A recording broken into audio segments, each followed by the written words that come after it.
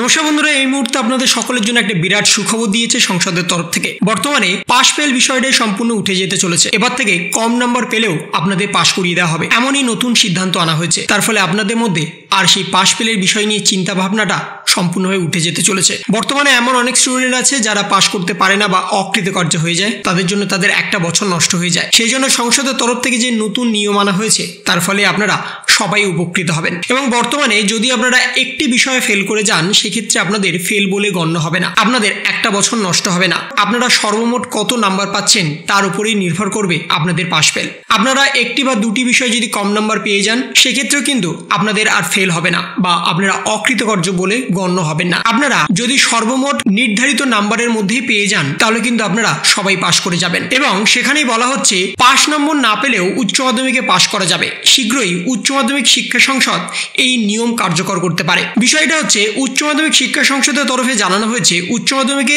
যদি সেমিস্টার ব্যবস্থা চালু হয়, তাহলে এখনের মতো আর কোনো চূড়ান্ত পরীক্ষা হবে না, বরং দুটো সেমিস্টার মিলিয়ে উচ্চ মাধ্যমিক পরীক্ষা হবে। সেক্ষেত্রে কোনো একটি সেমিস্টারে যদি কোনো পড়ুয়া উত্তীর্ণ না হতে পারে, তাহলে তিনি যে উচ্চ মাধ্যমিকে অকৃতকার্য হয়ে যাবেন সেরকম নিয়ম আর থাকছে না। যেহেতু দুটো সেমিস্টার মিলিয়ে উচ্চ মাধ্যমিকের চূড়ান্ত ফলাফল হিসাব করা হবে, তাই কোনো একটি সেমিস্টারে অকৃতকার্য হলেও অপর সেমিস্টার ভালো হলে উচ্চ মাধ্যমিকে পাশ করার সুযোগ পাবেন তারা। শনিবার উচ্চ মাধ্যমিকের সিলেবাস পরিবর্তনের রূপরেখা নির্ধারণ করার সময় শিক্ষা সংসদের তরফে যে বৈঠক করা হয়েছিল, সেই বৈঠকে শেষে বিষয়টি নিয়ে সরাসরি জানিয়ে দিয়েছেন সভাপতি চিরঞ্জীব ভট্টাচার্য।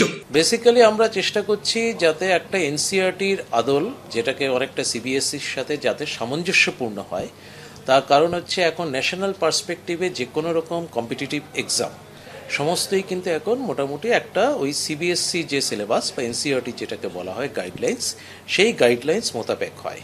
কোয়েশ্চেন নাম্বারের একটা প্যাটার্ন কিছু কিছু জায়গায় রিভাইজ হবে, মানে specially the ratio of project theory, the ratio of practical theory একটা 70-30-তে যাবে। কিছু কিছু জায়গায় সেখানে মানে এক্সট্রা কিছু ওয়েটেজ দেওয়া হয়, যেগুলো উইল বি অল্টার্ড। একটি নির্দিষ্ট সেমিস্টারে পাস বা ফেলের ব্যবস্থা থাকছে না, দুটো সেমিস্টার মিলিয়ে পাস বা ফেলের উপর নির্ভর করবে সমস্ত বিষয়টা।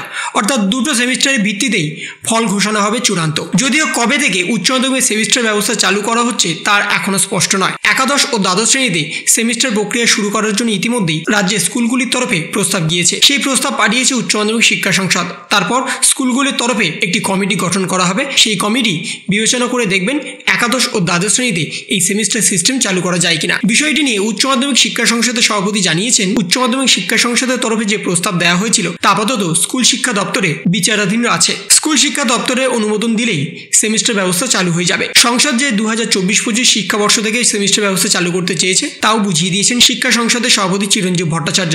অর্থাৎ যে পড়ুয়ারা 2024 সালে মাধ্যমিক দিচ্ছে, তারা যখন একাদশ শ্রেণীতে ভর্তি হবে তাদের সময় থেকেই সেমিস্টার ব্যবস্থা চালু হতে চলেছে। সেক্ষেত্রে সেমিস্টার ভিত্তিতে প্রথম উচ্চ মাধ্যমিক হবে 2026 সালে এবং সেখানে দুটো সেমিস্টার থাকবে।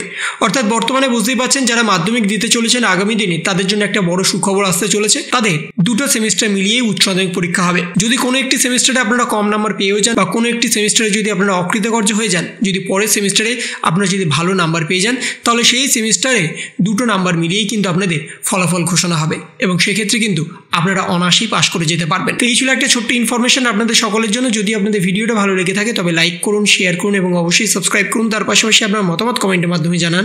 ভালো থাকুন, সুস্থ থাকুন, ধন্যবাদ।